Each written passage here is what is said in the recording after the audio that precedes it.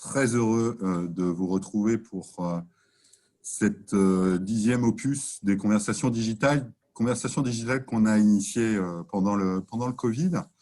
Et il se trouve que le mois dernier, Laurent, nous accueillions Bruno Lucas de la DGEFP et il nous semblait assez naturel d'avoir un échange avec la Direction générale du travail.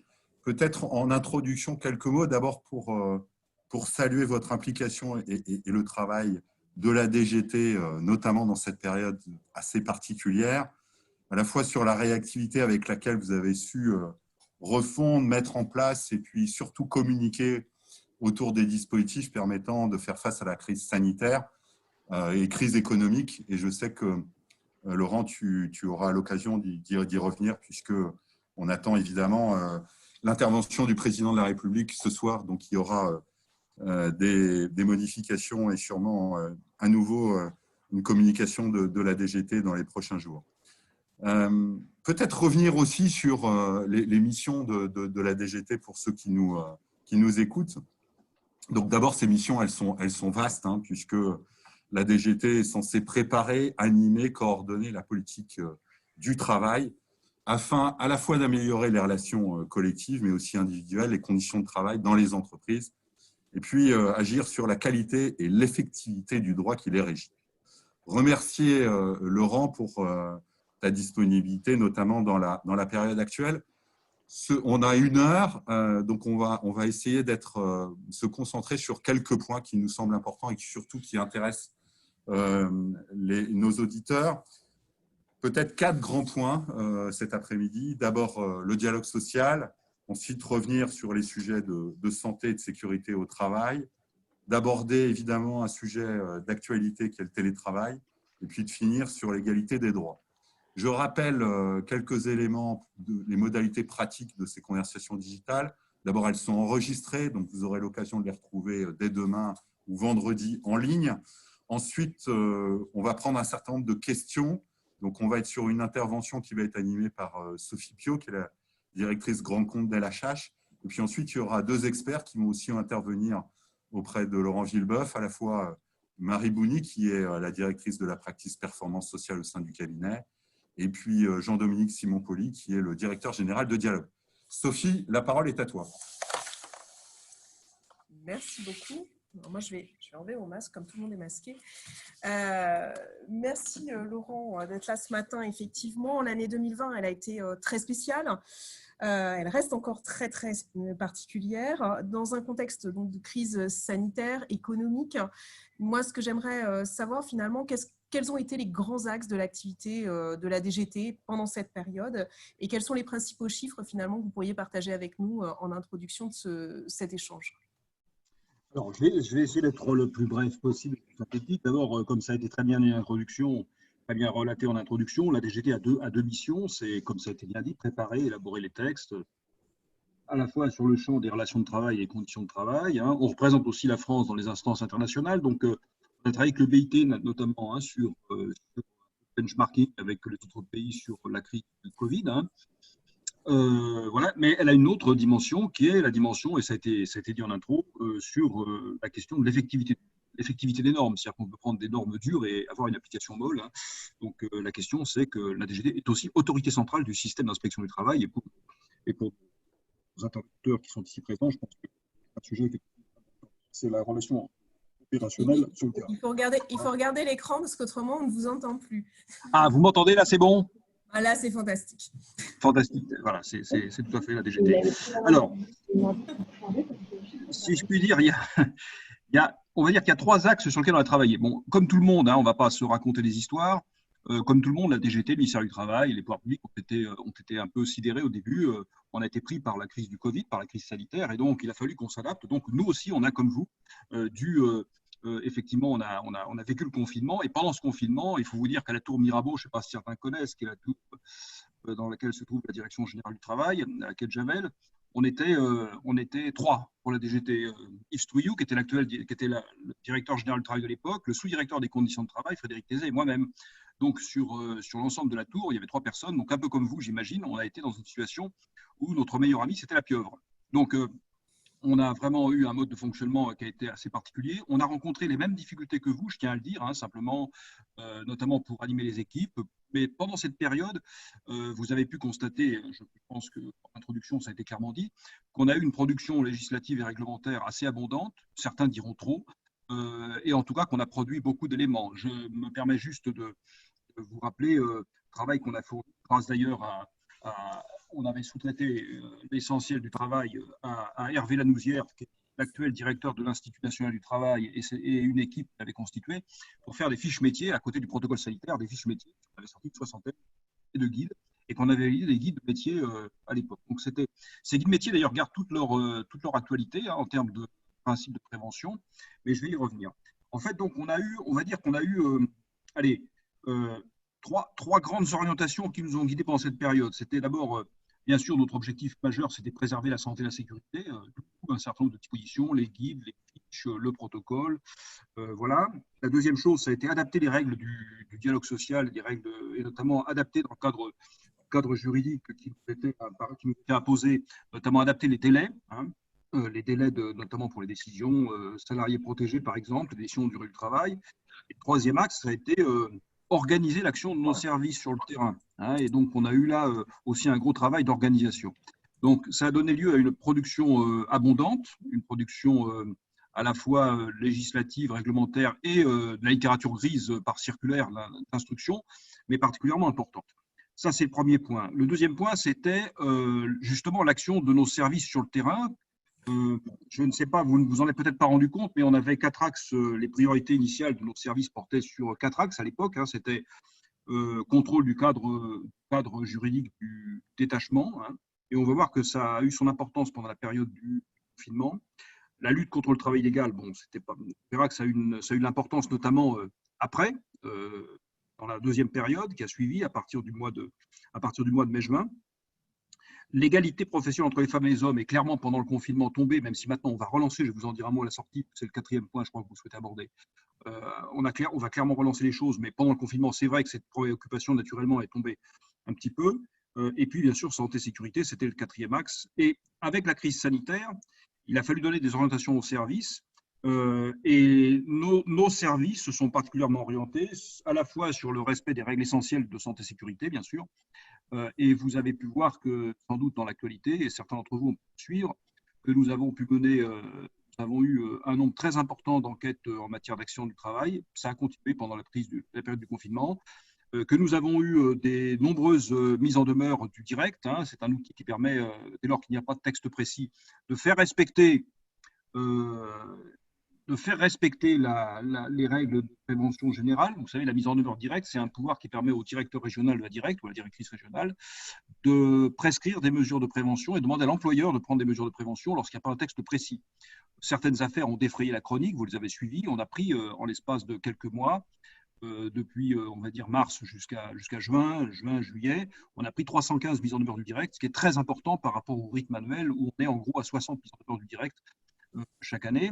Donc, on a continué à tourner et puis on est intervenu sur les cas les plus graves de mise en danger et on a eu une quinzaine de référés judiciaires qui ont été engagés avec des succès divers, il est vrai, et ça, je pourrais y revenir. Donc, ça veut dire que à la fois, pendant cette période de confinement, dans des conditions difficiles, et les équipes de la DGT ont effectivement vécu une période comme les vôtres, j'imagine, je suppose, particulièrement complexe, où il a fallu préparer des réunions interministérielles, y participer, aller au Conseil d'État pour présenter des décrets, défendre des décrets en Conseil d'État, travailler avec le secrétariat général du gouvernement, travailler en interministériel, et avec une production normative et législative abondante, ce qui pour nous est très intéressant parce que ça veut dire que même dans le mode de travail tel qu'il a fonctionné, et nous avions vraiment à la fois à la DGT, mais aussi dans les services déconcentrés. Dans les services déconcentrés, on avait moins de 10% des personnes qui étaient en UD direct et en direct pendant cette période de confinement.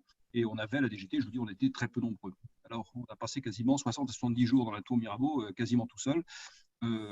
Mais on a pu travailler, et c'est en tout cas une période qui a été extrêmement intéressante sur les conséquences qu'on peut en tirer. Mais je crois qu'on n'est pas très originaux, puisque en réalité, on a eu quelques cas où on a eu des cadres, des agents qui ont décroché, qui ont été entamés fortement par le confinement, il faut le dire. Je prends l'expression avec un peu familière, mais c'est vrai.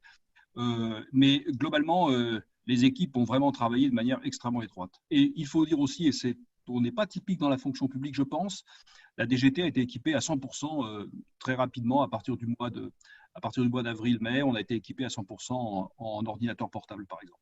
Donc, ça a été, et en connexion, ça a été vraiment très précieux.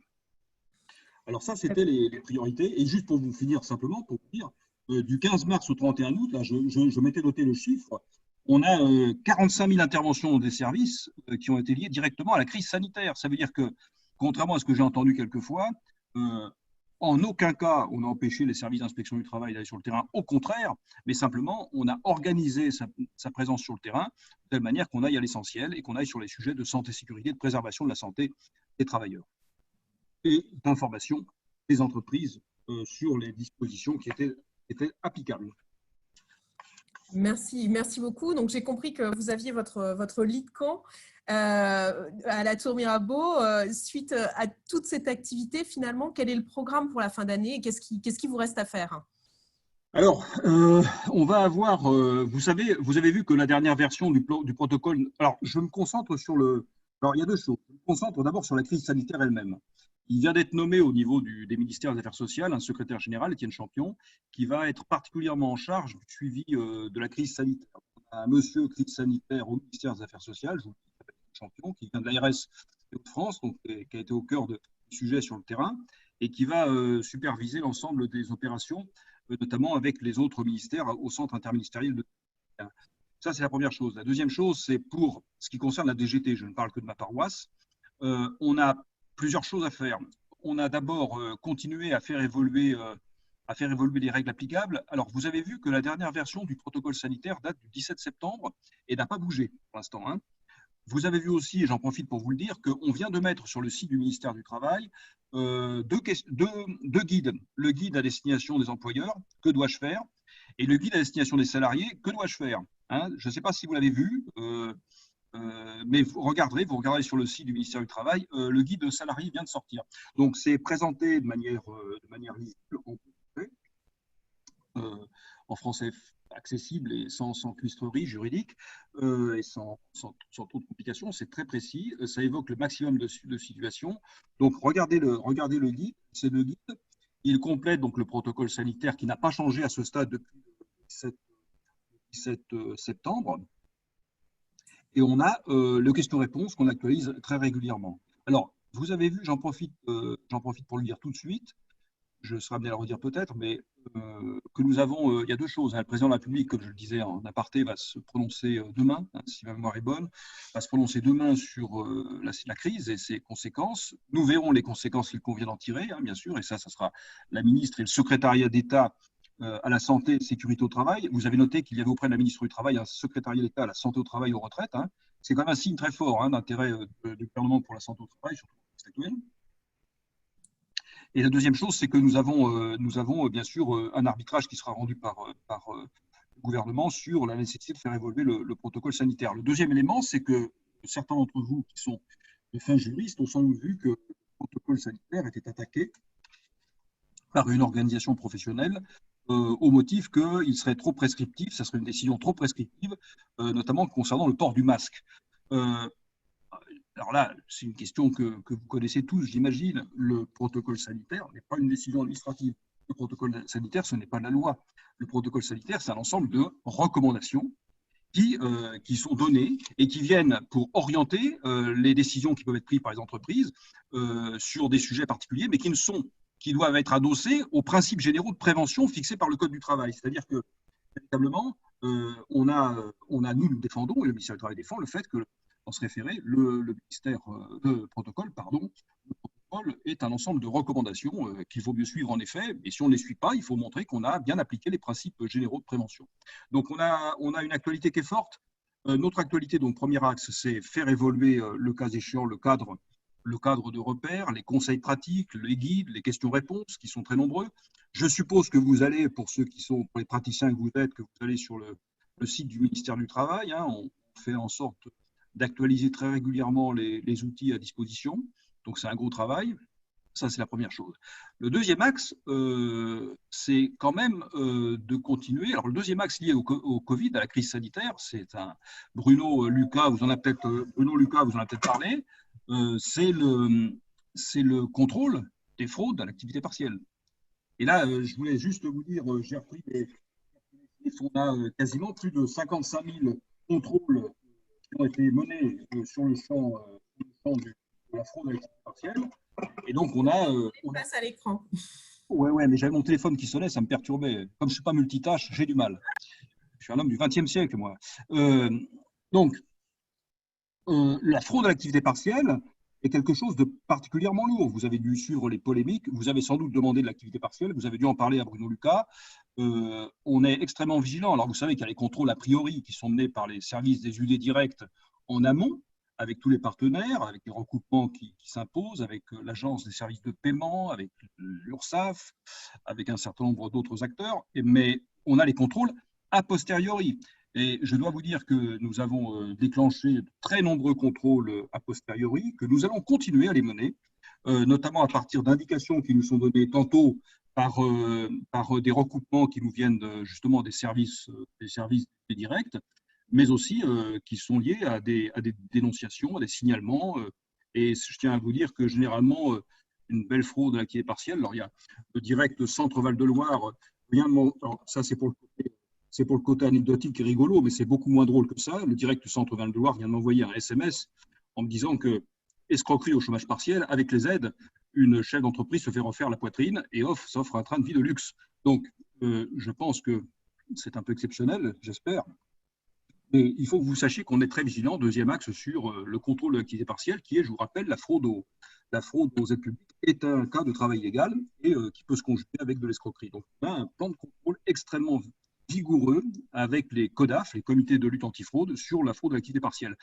Nous avons outillé nos collègues, et je vous le dis parce qu'il faut que vous le sachiez, notamment sur la question de l'emport de données numériques, notamment s'agissant de fraude liée à l'utilisation de l'activité partielle, même que les salariés sont en télétravail. Bien sûr, ce ne sont pas les gens qui écoutent ici qui font ce genre de choses, mais il faut que vous sachiez qu'on a perfectionné et qu'on a approfondi les recherches sur le sujet. Ça, c'est le deuxième axe, c'est la lutte contre le travail illégal via le contrôle de l'activité partielle, parce que comme on a ouvert je pense que Bruno vous en a parlé, comme on a ouvert très largement les vannes, nécessairement, 98% des chefs d'entreprise et des entreprises en ont profité à juste titre, ça a permis de maintenir l'emploi. En revanche, on a eu 2% des greffins qui ont des fraudes parfois assez audacieuses, parfois un peu surprenantes, hein, puisqu'il y avait un compte ouvert au nom de Jimi Hendrix qui avait attiré notre attention. Voilà, on a de tout, c'est un peu surprenant. La troisième chose, c'est bien sûr la santé-sécurité. On continue à vérifier les règles de santé-sécurité. Alors, je tiens à vous le dire tout de suite, parce que je crois qu'il y a une question sur l'inspection du travail après, mais je vous dis tout de suite, que font nos services, que font nos 1880 inspecteurs du travail sur le terrain? Ils vérifient de manière générale, ils vérifient l'ensemble des mesures de prévention. Parce qu'il y a une question, c'est est-ce que le port du masque, c'est condamnable, etc. Le non-port du masque, etc. En fait, l'inspecteur du travail, quand il vient vous voir, il va regarder l'ensemble, le système mis en place et l'ensemble des mesures de prévention qui sont mises en place, qui peuvent passer, comme vous le savez très bien, vous organisez ça, par l'organisation du travail, par des mesures d'aménagement du temps de travail, par des mesures organisationnelles en général, de manière globale, et puis effectivement par le respect des gestes barrières, ça va de soi, et sans doute aussi le télétravail, ça va de soi quand c'est. Donc on est le masque étant une des mesures parmi d'autres. Donc voilà nos orientations, et j'ajoute, et je vous le dis, mais ça sera dans la 4e partie, je crois, de l'entretien, comme ça a été annoncé par l'introduction. On va revenir vous voir sur l'égalité professionnelle. Vous savez qu'on sort de la semaine de l'égalité professionnelle. Et donc, on va revenir vous voir sur l'égalité professionnelle, puisque c'était une belle aventure, une belle histoire, une chose qu'on va suivre, qu'on va relancer. J'ai craché mon venin. Merci beaucoup. Je vais donner mon PC, d'ailleurs, pas le micro cette fois-ci, à Marie Bouni, et de façon à ce qu'elle puisse vous poser quelques questions sur effectivement ces grands thèmes qui ont été évoqués au début par François. On va commencer par le dialogue social et puis la santé-sécurité au travail. Marie ?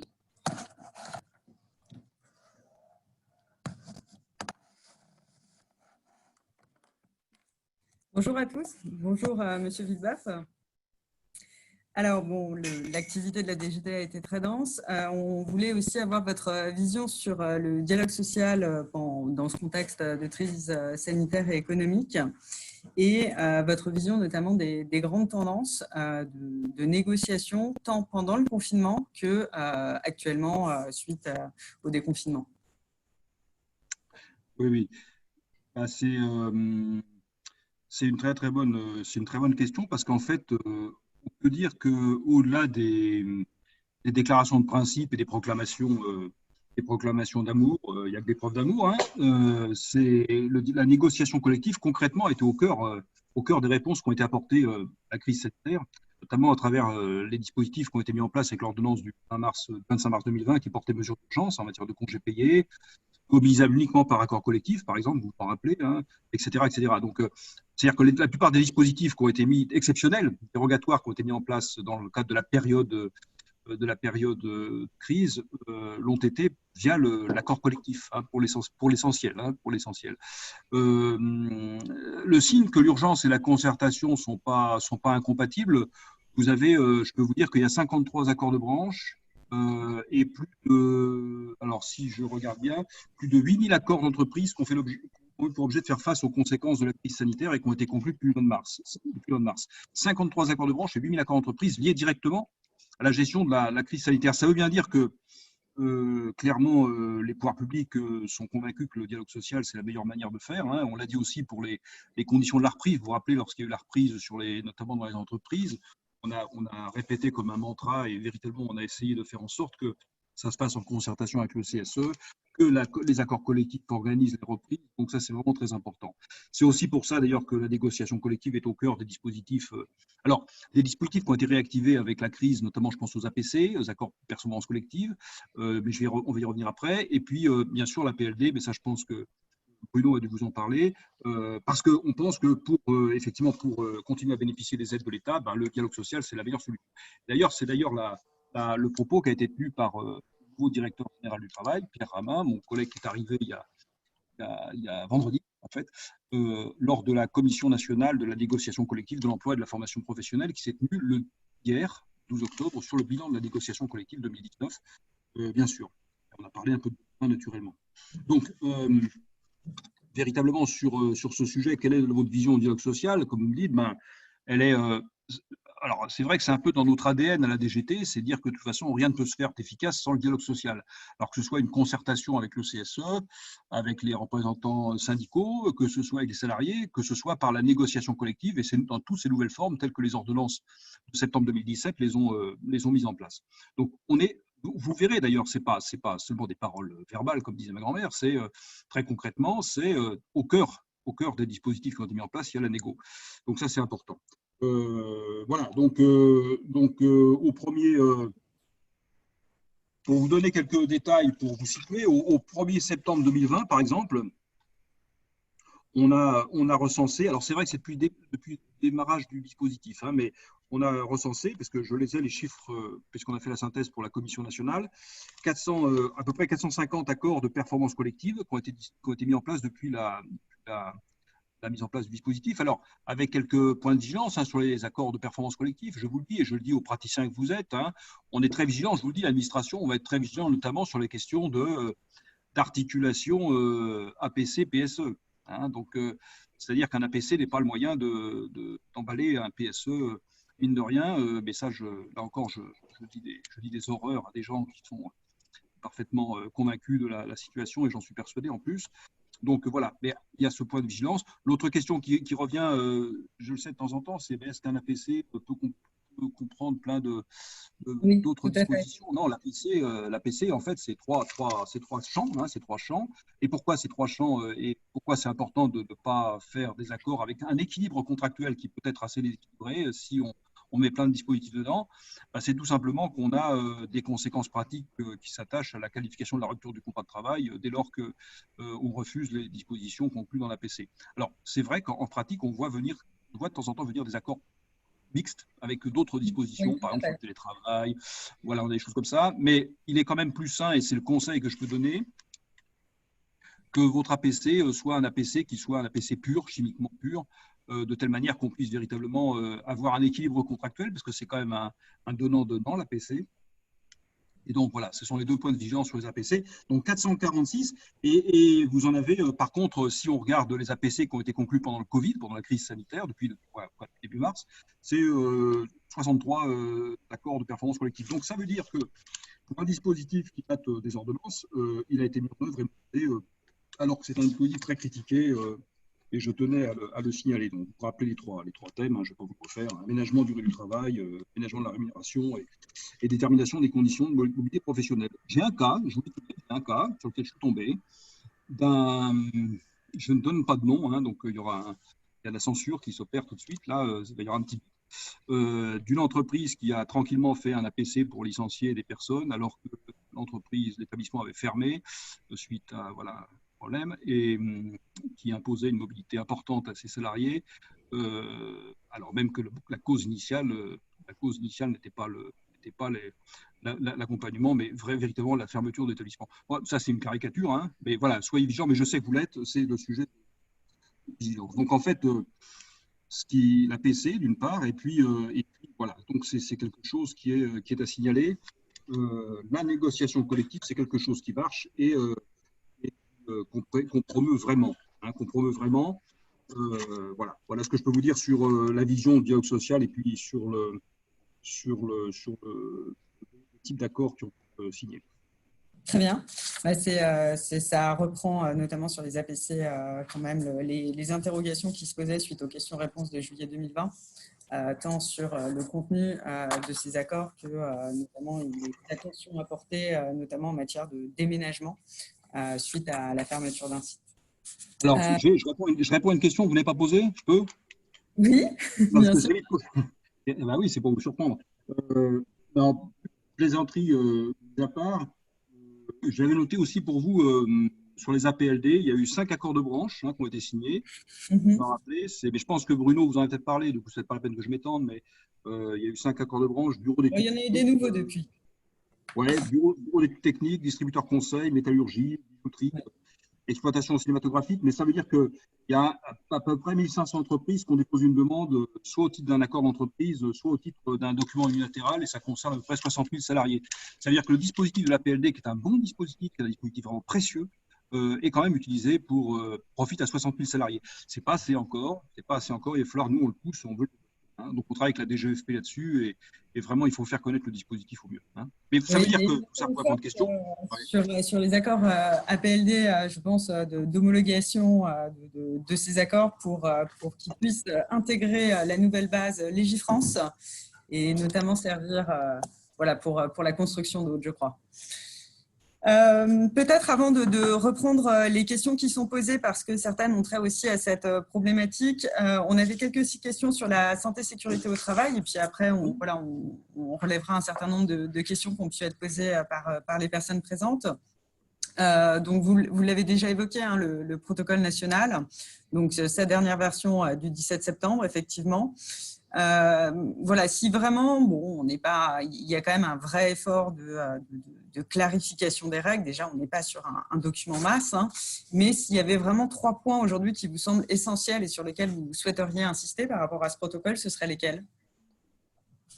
Alors je vais répondre très spontanément à une question qui n'était pas préparée naturellement. Hein, vous savez, c'est comme dans les émissions de télévision.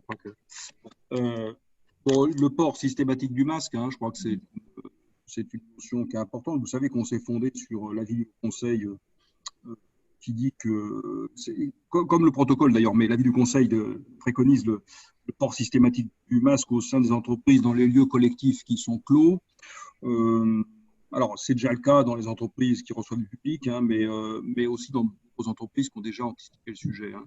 Je crois que juste un message fort, mais je crois qu'on est tous d'accord sur le fait que le masque ne saurait suffire à lui seul, puisqu'il ne vaut que dans un ensemble de mesures de prévention globale, hein, ce que je disais tout à l'heure, hein, sans doute de manière un petit peu rapide. C'est hygiène, distance physique, bonnes conditions de nettoyage, aération des locaux, gestion des flux de personnes. On retrouve des problématiques qu'on a connues pendant le confinement avec certaines grandes entreprises, notamment certains entrepôts, où effectivement c'est un ensemble de mesures qui fait que le port du masque sera efficace. Ça, c'est évident. Ça, c'est la première chose. Donc, je vous ai dit tout à l'heure, un peu en avance de phase, qu'on avait un référé par une organisation patronale au Conseil d'État sur ce port du masque, hein, qui est fortement recommandé, puisque c'est la nature du protocole national sanitaire. La deuxième chose que je retiens peut-être dans les mesures de santé et sécurité, c'est la capacité d'adaptation de cette obligation de port de masque. C'est la possibilité, vous avez vu dans le protocole, je pense que vous avez lu le protocole, c'est la possibilité d'aménager, c'est les principes d'adaptation au port systématique du masque. Vous savez, vous vous rappelez qu'il y a, je ne vais pas rentrer en détail, il suffit de lire attentivement les trois ordres d'obligation qui existent. Hein. Je vous les cite juste, mais il faut bien regarder parce qu'on a eu quelques colibets sur la précision de ces prescriptions dérogatoires. Hein. La première, c'est bien sûr quand je suis tout seul dans mon bureau. Bah, moi, par exemple. Ah oui, au fait, je suis tout seul dans mon bureau. Hein. Je vous le dis parce que c'est important. Il y a mon chef de service qui m'engueule régulièrement quand je ne fais pas mon masque. Donc, comme il est grand et costaud, j'ai peur. Le salarié travaille seul dans son bureau. La deuxième chose, c'est, vous avez vu que c'est les salariés, alors ça c'est plus sérieux, qui travaillent en atelier où il y a des efforts physiques qui sont plus intenses. Là, vous avez vu que sous certaines conditions, ils peuvent retirer temporairement leur masque. Et enfin, en troisième lieu,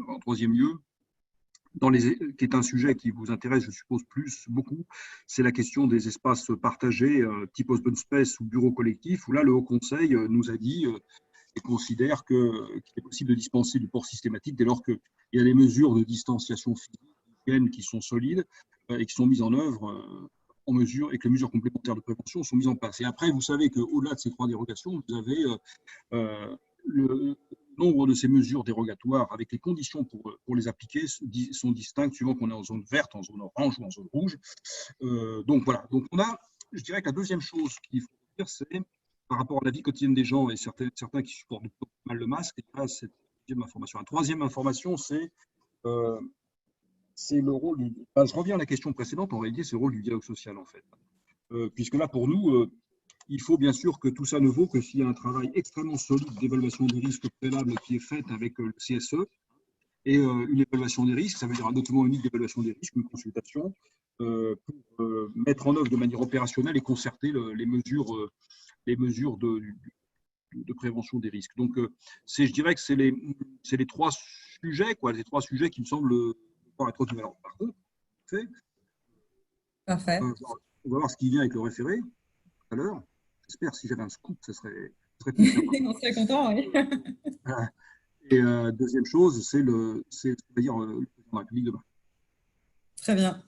On a vu, enfin, vous l'avez évoqué, une activité très très forte, de l'agilité, aussi de l'innovation, notamment sur les règles, sur la communication des règles. Peut-être pour faire un petit point justement sur le fameux protocole sanitaire en entreprise, donc qui n'a pas de force contraignante telle que des mesures décrétales pour en avoir. Quel est le rôle de l'inspection du travail? Vous avez donné des indications sur la question. Quel est le rôle de l'inspection du travail en matière de contrôle de la mise en œuvre de ce protocole et quels ont été les moyens qui sont conférés, donc les moyens d'intervention pour les inspecteurs? Vous avez déjà évoqué un peu ces points. Oui, je l'ai dit rapidement. Bon, oui. Je crois que ce qu'il faut revenir, c'est revenir. Bon, la mission de l'inspection du travail, c'est à la fois, les fonctions, c'est à la fois conseiller et accompagner, et clairement expliciter les règles. Parfois, une PME ou une TPE peut être un peu perdue dans le flux des règles, le flux des prescriptions, et puis dans un contexte qui est quand même relativement stressant. Ça, c'est évident, c'est assez compliqué. En plus, en gérant des situations individuelles parfois qui peuvent être compliquées. On sait que on est en train de préparer une question-réponse d'ailleurs sur ce sujet. Et donc, c'est pour ça que j'insiste bien sur je vous suggère de jeter un œil sur les guides employeurs et salariés parce qu'ils sont assez partent de questions de terrain en fait, qui nous sont montées. Je dirais qu'il faut partir de la protocole qui a la valeur d'une somme de recommandations qui a vocation à déclarer opérationnellement les principes généraux de prévention de la partie 4 du Code du travail, article 41-21 du Code du travail, vous savez, les principes de prévention, la transcription, etc. Bon. Évaluer les risques, les combattre à la source, planifier, adapter le travail, prendre des mesures de prévention.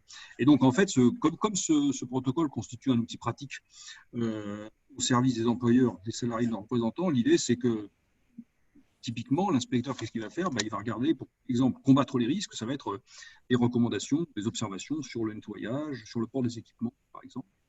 On a eu des sujets importants sur certaines plateformes, sur notamment le port, le nettoyage, la mise à disposition de gel à proximité du poste de travail, le port de tenue régulièrement entretenue, etc. Nettoyage des locaux.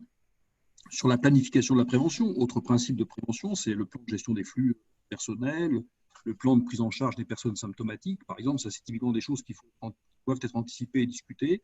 Et adapter le travail à l'homme, qui est un des autres principes de prévention, c'est favoriser le télétravail des personnes fragiles, par exemple.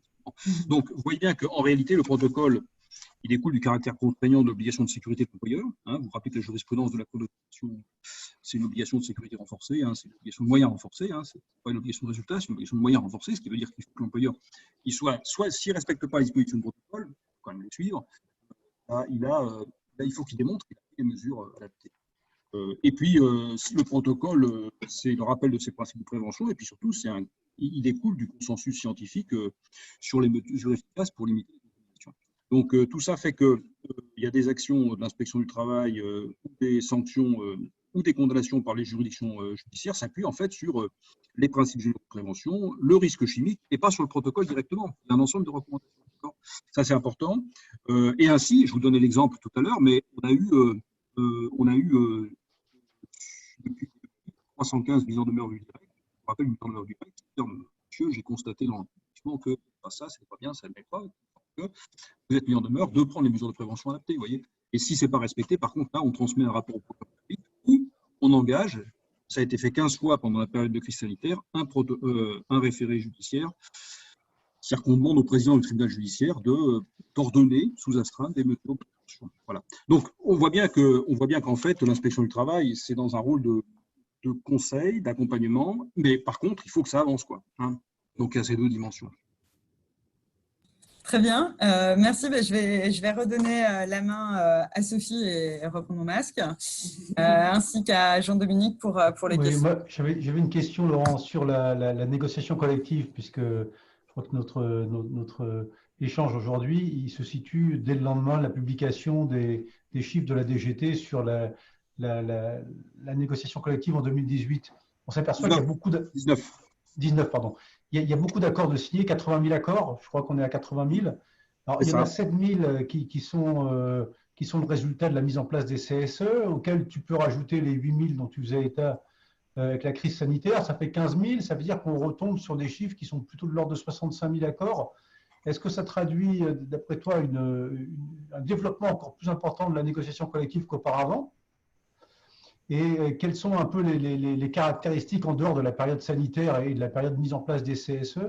Quels sont les sujets, enfin, les caractéristiques de cette multiplication d'accords qui ont l'air de se développer dans les TPE et les PME pour beaucoup d'entre eux? Alors d'abord, il y a deux niveaux. Il y a le niveau de la branche et le niveau des entreprises. Alors effectivement, au niveau de la branche, comme vous le savez, alors, on a encore dépassé le seuil des 1000 accords de branche signés en 2019, mais on a une légère baisse, puisqu'en fait, en regardant les chiffres là qu'on a donné hier aux partenaires sociaux, on était à 1100 accords conclus de branche, 1100 accords de branche conclus en 2019, alors qu'on était à 1380 en 2018. Bon, alors, attention aux chiffres, parce que d'abord, ça s'explique en grande partie par la difficulté à maintenir un rythme d'enregistrement des accords pour le bilan 2019, avec les conflits sociaux qui ont marqué la fin de l'année 2019 et le début de l'année 2020. Donc, c'est tout bête, mais on a des questions, des contingences pratiques qui font qu'on est quand même sur le même trend, même si ça a légèrement baissé. Je rappelle quand même que la fin de l'année 2019 a été assez agitée socialement, et donc on a une légère baisse, mais on a quand même passé la barre des 1000. Au niveau des thèmes traités par les branches, je voudrais juste dire que le salaire reste le principal thème, avec 410 traitements salariaux. Donc ça, c'est vraiment important. Après, pour être complet et vous donner un regard sur les accords, 2019 a été une très bonne année. Pour reprendre ce que dit Jean-Dominique, 2019 a été une très bonne année, puisque en 2019, on observe même une très forte progression avec, comme tu le disais, Jean-Dominique, 80 780 accords conclus, contre 60 000, en effet, tu as raison, 60 000 en 2018, soit 30% de plus. Donc, ça, c'est sur les thèmes. Alors, sur les thèmes, on note que l'épargne salariale est le principal thème. Ce n'est pas une surprise, par contre, c'est une constante, ça va de soi. Les salaires et les primes arrivent en seconde position. Et puis après, c'est durée du travail et temps de travail pour l'essentiel. C'est encore plus significatif le renforcement de ces chiffres dans les petites entreprises, enfin, petites au sens de taille. Donc, puisque les entreprises de moins de 50 salariés, la négo collective a représenté, et je vous donne le chiffre brut, elle a progressé dans les entreprises de moins de 50 salariés de 38%, avec 27 140 accords conclus en 2019 contre mon chiffre que j'avais noté, c'est 19 180 en 2018. Donc, ça veut dire que non seulement en matière de branche, ça stagne, mais parce qu'il y a eu une activité sociale qui était compliquée, mais en matière d'accord d'entreprise, ça monte, ça grimpe, et ça grimpe notamment, ce qui était exactement notre objectif. Ça grimpe dans les TPE.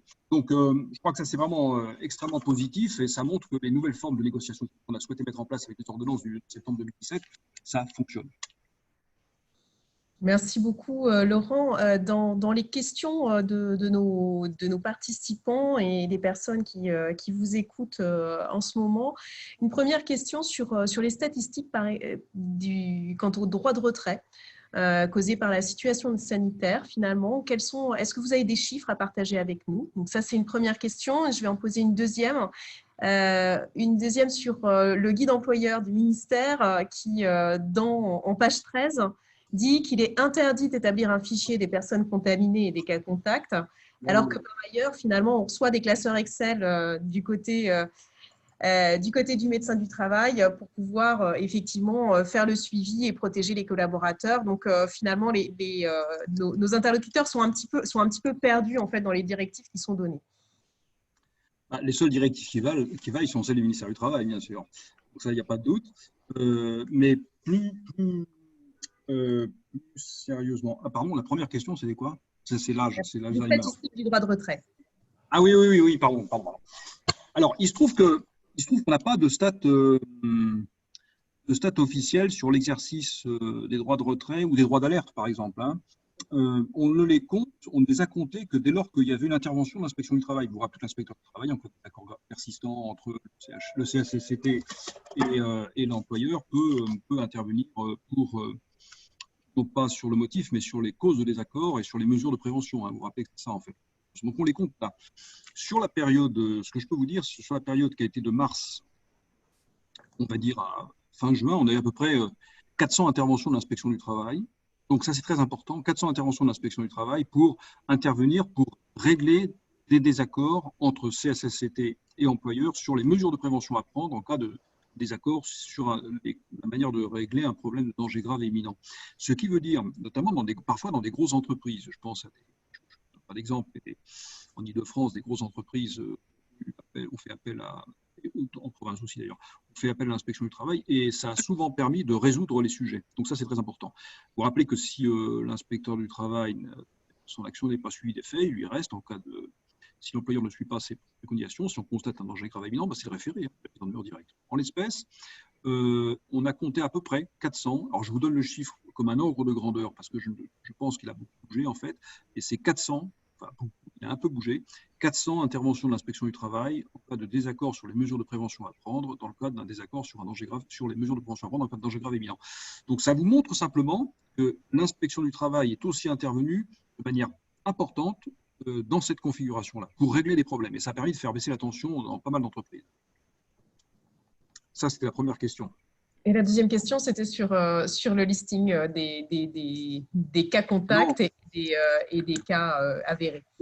Oui, non, mais là clairement, on est très clair sur ce qui pourra être fait. On est en train de préparer justement, alors je vous le montre, et vous avez interdiction de prendre des photos.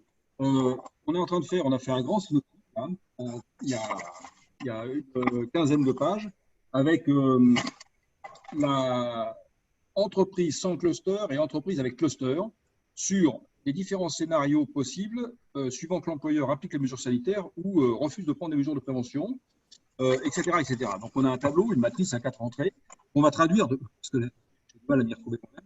Donc, on va la traduire en question-réponse. Et dans cette question, on confirme bien que l'employeur ne peut pas constituer de fichier. Il ne peut pas constituer de fichier de personnes malades. Ce n'est pas possible. Au contraire, aux libertés publiques, ça n'est pas possible. Donc, après, il n'en reste pas moins que le médecin du travail a son rôle à jouer, les services de santé au travail ont un rôle à jouer. On sait qu'on a découvert à l'occasion de cette crise la difficulté effectivement de traiter la situation de salariés qui, par exemple, refuseraient de déclarer qu'ils sont positifs, testés positifs. Hein. Donc, on a une vraie difficulté dans ce domaine, mais là, il faut passer par le service santé au travail, effectivement, qui peut travailler en lien avec la CNAM et l'ARS. Hein. Très bien. Dans les questions, les deux dernières questions sont sur finalement quid d'une réforme de la santé au travail, même peut-être de l'ouverture d'un débat social, parce que ce qu'on est en train de vivre aujourd'hui rebat énormément les cartes. Et est-ce que finalement, vous avez, pour les mois qui viennent, des projets sur cette thématique? Alors, vous vous rappelez, vous suivez l'actualité de près, je sais bien, vous avez vu qu'il y a 2 négociations interprofessionnelles qui sont ouvertes sur le sujet, hein, l'une sur le télétravail, avec des positions d'ailleurs qui évoluent. Est-ce qu'on va vers un ANI qui serait plutôt sur la méthode plutôt que sur du fond? Donc, on a des vraies discussions en cours entre les partenaires sociaux. Et alors, sur santé au travail, on a aussi une négociation interprofessionnelle qui est ouverte sur le sujet. Et vous savez que le rapport de Mme Lecoq, qui a été remis en 2018, n'a pas prospéré tout de suite. Hein. Il y a eu des blocages de partenaires sociaux. Le COCT, le Comité d'orientation des conditions de travail, qui a été concerté sur le sujet, a fait part aussi, a mis en évidence des positions divergentes. Quelques points néanmoins de convergence, comme par exemple la nécessité de partir du besoin des entreprises pour et de rationaliser l'offre sur le territoire. Et pour l'instant, il faut attendre la fin de la négociation, qu'on attend pour la fin de l'année, hein, pour savoir quelle suite on va donner, alors que ce soit par le biais d'une PPL, que ce soit par le biais d'un projet de loi, pour l'instant, on est dans le cadre d'une négociation interprofessionnelle qui s'est lancée à partir d'un document d'orientation élaboré par le ministère du Travail. Merci beaucoup. Je vais redonner la parole à Marie, qui avait encore quelques questions à vous poser. Oui. Vous l'avez évoqué, hein, sur le télétravail, donc, qui est devenu pendant le confinement un dispositif barrière pour protéger les salariés, mais également assurer la continuité de l'activité. La maturité des entreprises en France n'était pas forcément toujours évidente en matière de télétravail. Certaines n'avaient pas de charte ou d'accord, hein, a fortiori. Une disposition du Code du travail donc, ouvre la possibilité d'imposer le télétravail, de sortir du cadre de la charte ou de l'accord en cas de circonstances exceptionnelles. Est-ce qu'on considère aujourd'hui que sur tout le territoire, même s'il y a différentes couleurs de zone, cette disposition du Code du travail, c'est l'article L12-22-1, est encore applicable? Oui, a priori, oui. A priori, à ma connaissance, il n'est pas retiré de l'ordre juridique du droit positif. Oui.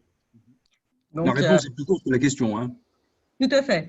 Donc, c'est pour ça qu'on reste dans la capacité pour toutes les entreprises, sans accord ou sans charte, de gérer une situation exceptionnelle via la mise en place d'un télétravail qui peut s'imposer aux collaborateurs sur l'ensemble du territoire français. Écoutez, le droit positif n'a pas changé, en fait. Hein. Le droit positif n'a pas changé. On sait que la question qui se pose à nous est un peu différente. Elle est, en fait, effectivement, sur est-ce que on va voir ce qui va sortir demain, ce que va dire le président de la République, hein, parce que c'est ça en fait l'enjeu derrière, au-delà de l'état du droit positif, c'est est-ce que les pouvoirs publics vont aller plus loin?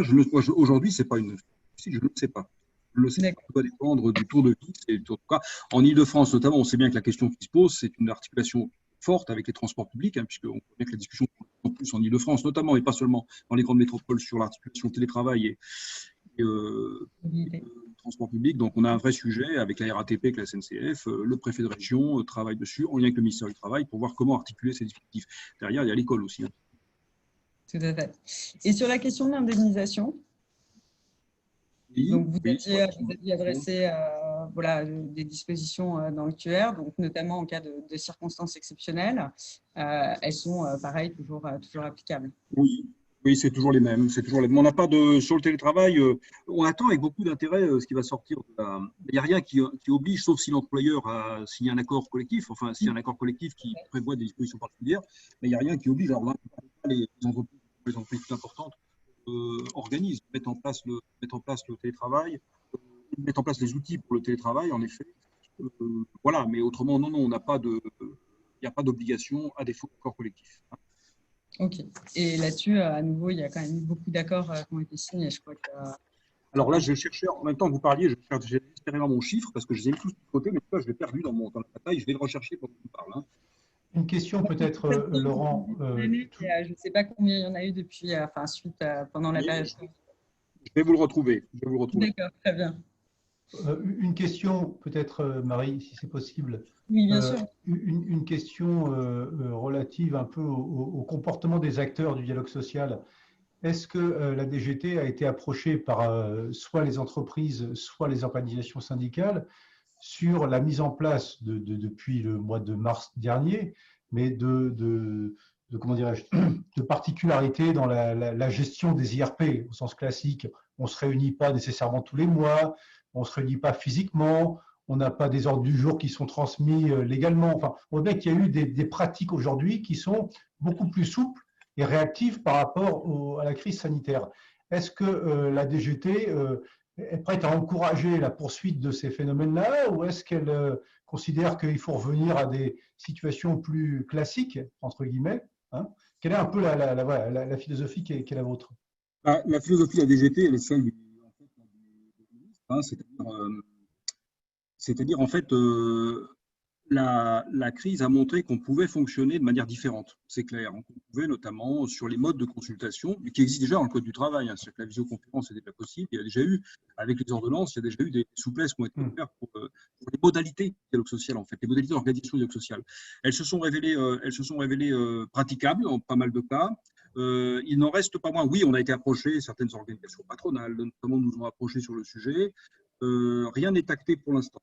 C'est-à-dire qu'on pense, et je pense que c'est la seule réponse possible, que si on a le dialogue social au cœur, ça ne se fera pas de manière régalienne, ça se fera dans le cadre d'une négociation, là encore interprofessionnelle, mais pour l'instant, aucune disposition n'est préparée dans ce cadre-là pour prolonger ou pour pérenniser en quelque sorte des formats typiques de dialogue social. Merci. Je repasse la parole à Sophie. Alors, une petite question concernant l'égalité des droits. On en a parlé en tout début. La semaine dernière, c'était celle de l'égalité professionnelle entre les femmes et les hommes. Oui. En la matière, la loi du 5 septembre 2018 pour la liberté de choisir son avenir professionnel a soumis les entreprises de moins de 50 salariés à une obligation de transparence et de résultats en créant l'index de l'égalité professionnelle entre les hommes et les femmes. Quelles sont aujourd'hui les grandes tendances qui sont observées à date? Et finalement, est-ce qu'il y a des évolutions qui sont possibles par rapport à par rapport à ce sujet? Alors, d'abord, pour commencer, c'est vrai que les GAPRO, l'égalité salariale, en fait, entre les femmes et les hommes, était un sujet qui a été très fortement porté par la ministre précédente. Hein, vous savez, vous vous en rappelez, hein, Muriel Pénicaud avait fait véritablement, j'allais dire, une affaire personnelle, et heureusement, c'était bien, parce qu'elle a vraiment, avec l'équipe qu'elle avait mise autour d'elle, véritablement fait avancer le droit du travail de manière conséquente. Alors, on peut toujours critiquer l'index, on peut toujours critiquer 5 ou 4 indicateurs, on peut toujours critiquer, dire que c'est une usine à gaz, c'est compliqué, que ce n'est qu'une indication. Oui, mais en tout cas, l'index qui a été mis en place, je tiens à vous le dire, ça a été une vraie réussite, puisque de mon point de vue, et du point de vue de la DGT, le ministère du Travail, ça a vraiment permis de mettre la focale sur des situations, et certaines entreprises ont découvert des problèmes en leur sein qu'elles ne soupçonnaient pas. Notamment, je pense à l'indicateur 4 sur le retour de congé maternité, qui quand même, je le rappelle, depuis un certain nombre d'années, est une infraction pénale, hein, quand on ne réintègre pas dans des conditions, normales une personne, une dame qui revient de congé maternité, hein, une femme qui revient de congé maternité. Bon, on a découvert des situations qui n'étaient pas normales du tout. Certains DRH, certains chefs d'entreprise m'ont dit clairement, nous ne soupçonnons pas que dans notre entreprise, on avait ce genre de problème. Alors là où j'y crois un peu moins, c'est sur l'indicateur 5, sur les plus hautes rémunérations, les 10 plus hautes rémunérations, où là, clairement, le plafond de verre a été mis en évidence avec une force très affirmée. Alors, on a quand même des résultats encourageants. Je voulais juste vous dire que malgré le Covid, parce qu'on pensait qu'on avait pris un coup derrière la tête avec le Covid sur les GAPRO, hein, en réalité, je peux vous donner un chiffre qui est très important, puisque vous savez que la prochaine étape, c'est le 1er mars 2021. Donc, c'est demain, c'est-à-dire qu'il ne faut pas traîner. Hein. Le compte à rebours est lancé. On constate que malgré la crise sanitaire, ce sont à ce jour 53% des entreprises de 50 à 250 salariés qui ont calculé et déclaré leur index d'égalité. Alors que c'était, je vous rappelle, le premier exercice pour elles, hein, puisque c'était la première fois, 1er mars, qu'elles rentraient dans le cycle de 3 ans, hein, donc vous vous rappelez. Mais si on regarde l'ensemble des entreprises, ce sont 74 des entreprises 74% des entreprises qui ont déclaré leur index. Donc ça, c'est vraiment très, très important. Et la note moyenne obtenue de l'index, c'est de 84 sur 100. Hein. Donc ça veut dire que ce n'est pas si mauvais que ça. Il y a même 1% des entreprises qui ont déclaré 100%.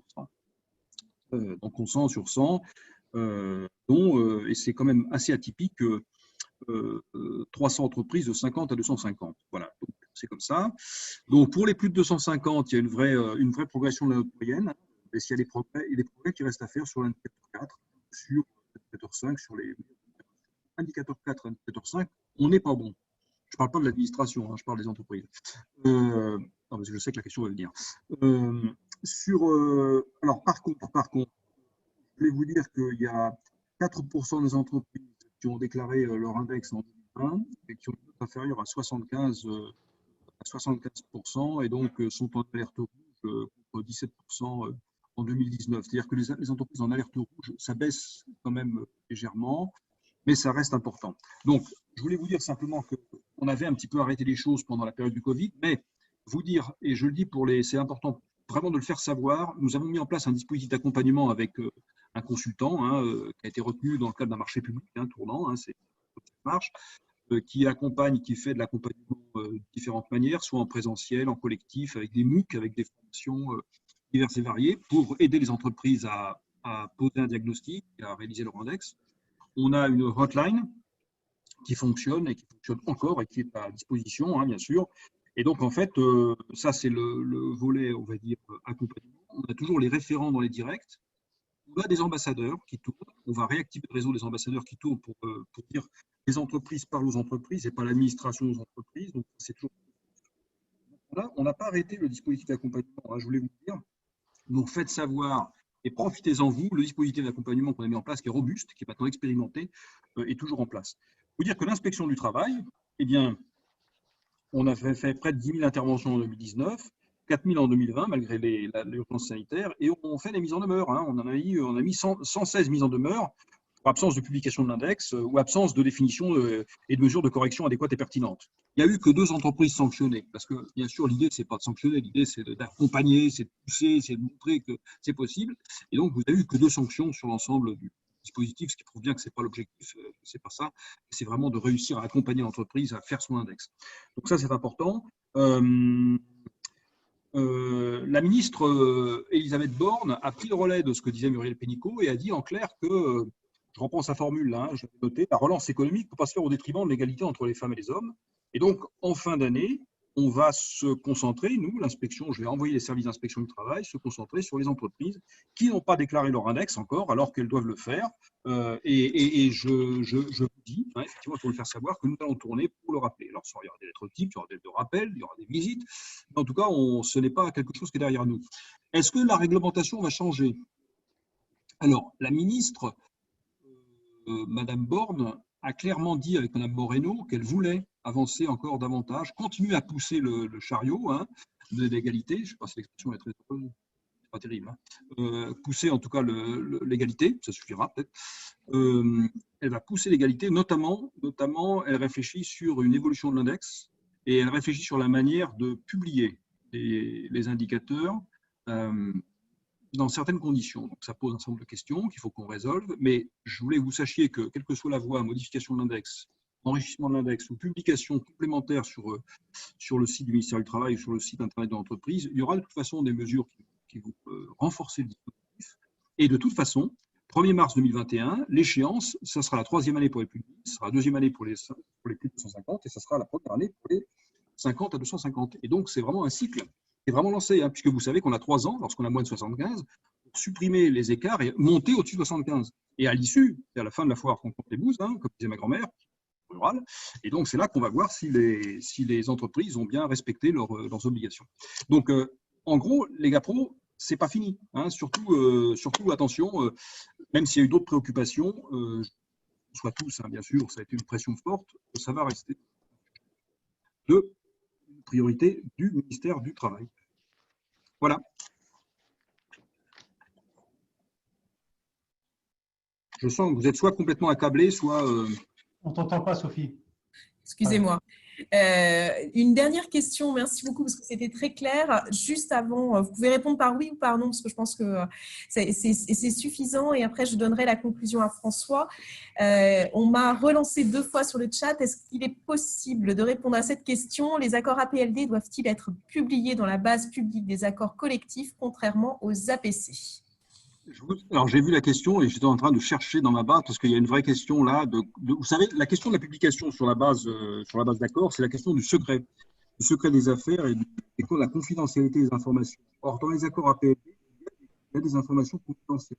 Donc, sur les APC, c'est clair que non. Sur les APLD, est-ce que je peux vous envoyer la réponse? Parce que je veux vérifier une dernière chose avant de vous l'envoyer. Est-ce que je peux l'envoyer, vous l'envoyer et vous la répercuter à vos participants? Très bien. On je préfère faire ça parce que je veux une dernière vérification si ça ne vous dérange pas. Très bien, on fera ça. François, je te donne le dernier mot. Merci beaucoup. D'abord, un grand merci, Laurent Villebeuf, pour votre intervention cet après-midi. Je pense que le fait d'avoir un éclairage, sur notamment les 4 sujets qu'on a abordés, à la fois le dialogue social, la santé et la sécurité au travail, mais aussi le télétravail et l'égalité des droits, et on l'a vu au travers des questions, a suscité beaucoup d'intérêt. Je pense qu'il y a toujours peut-être un effort de pédagogie à faire sur l'articulation des dispositifs, notamment dans cette période très chahutée sur l'activité, avec les conséquences qu'on connaît sur l'emploi, des volontés évidemment des uns et des autres de tout faire pour préserver ses compétences et ses emplois, et de s'assurer que voilà, entre l'APLD, les accords de performance collective et puis les plans de départ ou les RCC, ces dispositifs qui sont qui peuvent s'articuler avec ces objectifs que je rappelais, qui est de préserver le plus grand nombre d'emplois et de compétences. Et je pense que sur cette question-là, ça vaudra peut-être la peine de se reparler. Moi, je voulais vous proposer, en tout cas ceux qui nous écoutent, 2 choses. D'abord, de retrouver, comme je vous l'ai dit, cet échange, j'imagine ce soir ou demain sur le net. Et puis ensuite, si vous aviez d'autres questions auxquelles on n'a pas eu le temps de répondre, finalement, passez par expertlhfr@lhh.com et puis on se fera plaisir de revenir vers vous avec les réponses de la DGT. Mais je pense que dans la période actuelle, si on peut aider à répondre à vos questions, ça sera avec grand plaisir. En tout cas, merci beaucoup, Laurent Villebeuf, et à bientôt. Merci, Laurent. Merci. Merci. Au revoir.